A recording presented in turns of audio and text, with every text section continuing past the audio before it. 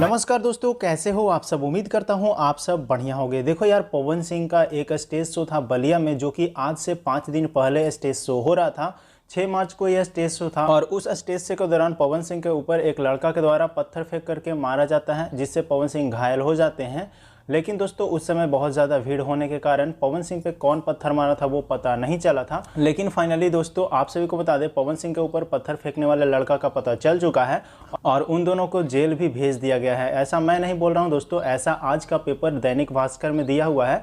और क्या है सच्चाई, मैं आपको देखो यहाँ पे पेपर का वो क्लिप दिखा दे रहा हूँ और आपको पढ़ करके बता दे रहा हूँ। देख सकते हो यहाँ पे एक का नाम गणेश कुमार है और एक का नाम यहाँ पे अमरजीत यादव है। ये दोनों ने मिलकर इस घटना को अंजाम दिया था और इन दोनों को पुलिस ने पकड़ लिया है और उसके बाद दोनों के ऊपर केस किया गया और अभी दोनों को हिरासत में ले लिया गया दोस्तों। तो दोस्तों जिस लड़का ने पवन सिंह के ऊपर पत्थर फेंक करके मारा था, वो दोनों लड़के को गिरफ्तार कर लिया गया है। यह बहुत ही अच्छी बात है हमारे भोजपुरी इंडस्ट्री के लिए। पुलिस कर्मचारी को बहुत बहुत धन्यवाद देना चाहते हैं, क्योंकि इस प्रकार का हरकत अब कोई अगला बार करने की कोशिश नहीं करेगा। अगर यह एक्शन नहीं लिया जाता तो फिर से कुछ न कुछ घटना देखने को मिलता। तो बस दोस्तों आज की इस वीडियो में इतना ही। मिलते हैं किसी नए अपडेट के साथ में दोस्तों। अगर आपको वीडियो अच्छा लगा तो वीडियो को शेयर जरूर से कर दीजिए, ताकि सभी को पता चल जाए कि पवन सिंह के ऊपर ढेला फेंकने वाला लड़का गिरफ्तार हो चुका है।